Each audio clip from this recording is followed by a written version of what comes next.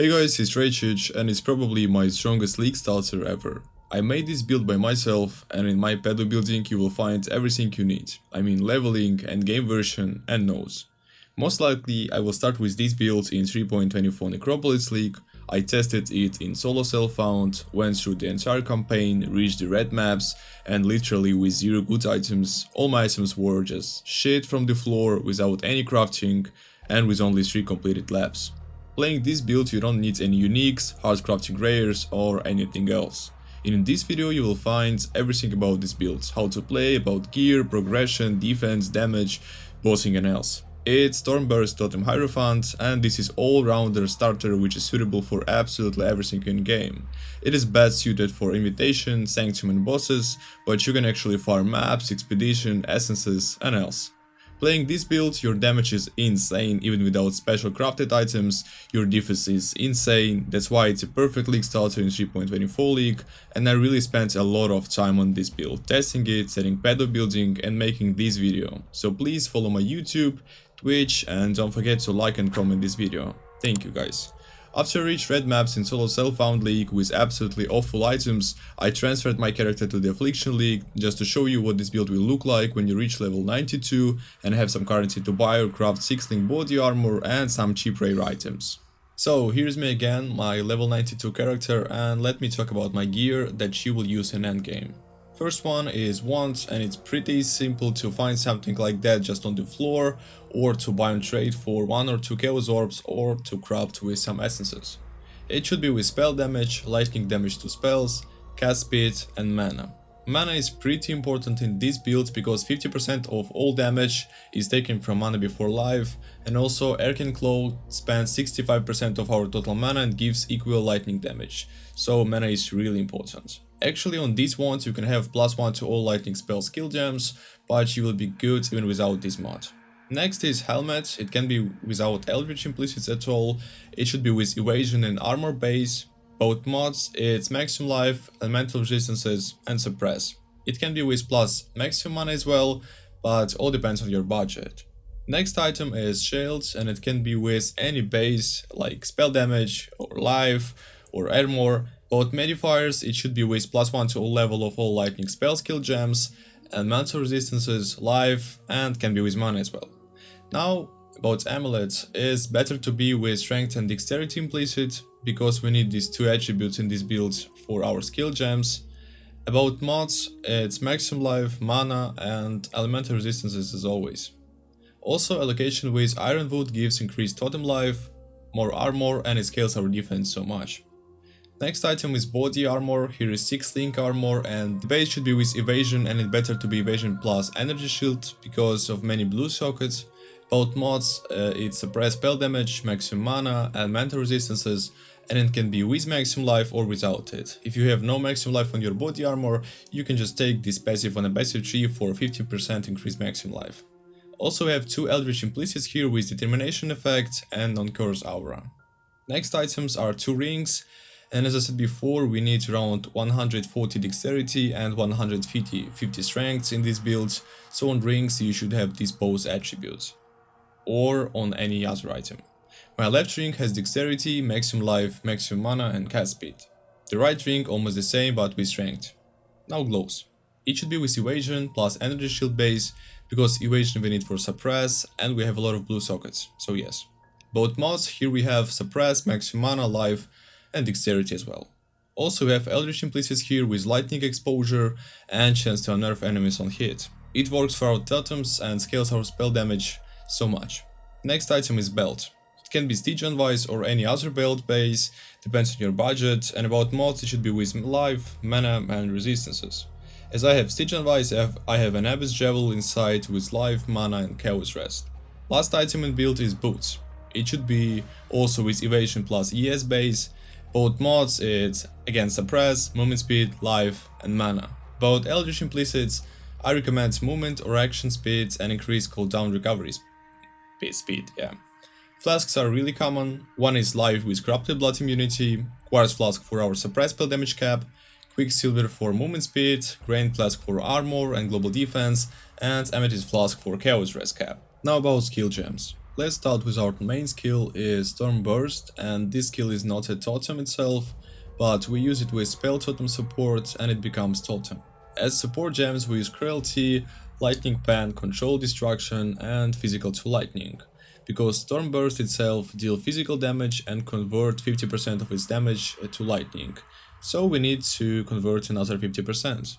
In Helmet we have our Race Aura with Divine Blessing support and Inspiration. So in this build we actually have only 3 active auras. It's Determination for defense, Vitality for life regen and Defiance Banner for defense as well. And we need to have a lot of free mana to cast Arcane Cloak and to not die. So that's why we use Race Aura with Divine Blessing, and it means we need to cast this aura every few seconds, but it doesn't resolve any mana. Inspiration we need because it reduces our Race Aura mana cost. The last gem I have in my helmet is just a Flame Dash and it should be linked with Divine Blessing, I just don't care. Next skill gem in Shield is Shield Charge with faster attacks to be super fast in maps. We just cast Shield Charge and then Flame Dash and it's really cool. Also here is Determination Aura and as you know it's for armor. In my wands I have Vitality, Defiance Banner and Conductivity. Conductivity we use on bosses or on big packs of monsters to deal more lightning damage, and actually you can use it on every pack of monsters. Next is Arcane Claw gem with Arcane Surge and Increased Duration. As I said before, we need to spam this Arcane Cloak spell because it gives us defense, damage and it all depends on our mana. We use this Arcane Surge because we want to have this buff always, not only when we hit with our totems, so we just will have it before boss spawns. Increased Duration just scales duration, actually, smart. And also a lone skill gem here is Sigil of Power. We use this skill only when we fight a boss to increase our lightning damage. The last skill gem link is Stormblast Mines with Charged Mines, High Impact Mines and Minefield because this setup is much better than traps. So it is. Now we can continue with the passive tree and Ascendancy. Let's start maybe with Ascendancy first. After the first labyrinth we take these 2 nodes for +1 to maximum summon totems and increased totem placement speed. After the second lab we take these nodes for more damage per summon totem and mana and life regen. After the third lab we take these 2 nodes for Arcane Surge when our totems hit and it scales Arcane Surge effect. And after the last labyrinth we take Divine Guidance for massively bonus mana, more damage because of Transfiguration of Minds that works from our total mana, and 10% more of damage is taken from our mana before life. So with total we have 50%.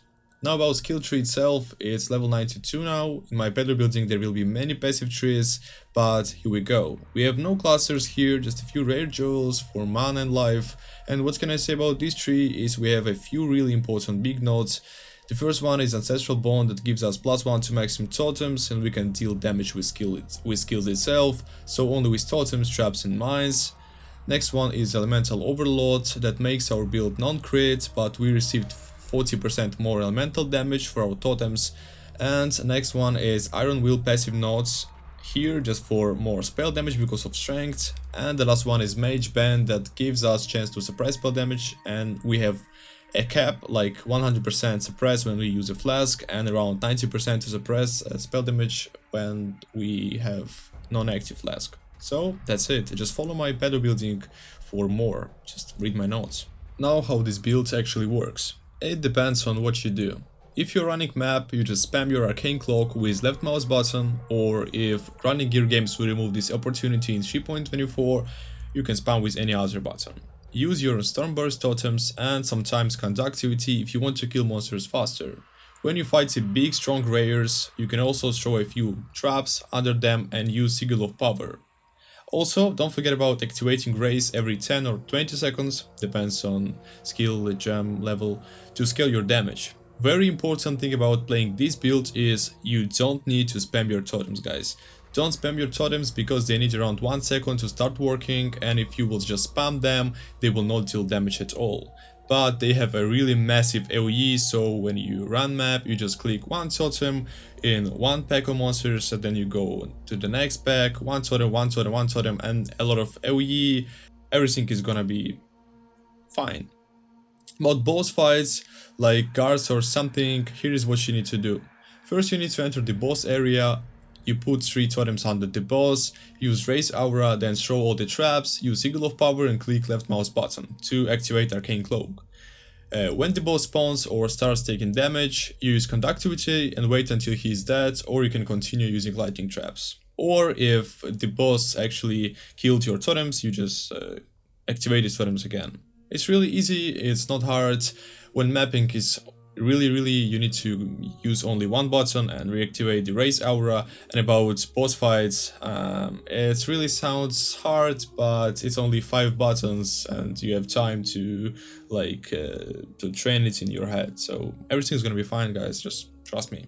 About leveling these builds, you will see entire campaign progression in my pedo building. Also, don't forget to read notes page in pub, and the leveling is very easy on totems. You just shouldn't think about every pack of monsters, guys, like you don't need to kill them instantly. During the campaign, all you need is just to run, use your movement skill, use totem, and run, use your movement skill, use totem. Don't wait until monsters die, trust me, you will skip bosses in campaign very fast. Even here's me playing solo self-found and I just skip Kitava phases. So just follow my pedo building leveling guide, read notes, and everything is gonna be smooth. Also, for you guys, I spent 2 more days and made late endgame version for this build for much more damage, with only 4 unique items in gear, Awakened Gems, 1 medium cluster, Progenesis Flask and Watcher's Eye. In late endgame version you will have 4 totems with 20 million DPS, so it's really a lot, and about defense is almost 70,000 effective hit pool, cap elemental and chaos resistances, and cap chance to avoid elemental ailments. Like your suppressed per damage chance will not be like cap, but it will be like 40%, and we don't need it because we play totems, and this version is for damage as well. So don't forget to follow my channel, join to my Discord, and if you want to support me you can sub my Patreon or my Twitch. About Twitch, I will stream their entire league, so welcome guys. Thank you boys, it was really fun to make this build. It's my first build that I really tried to make this good.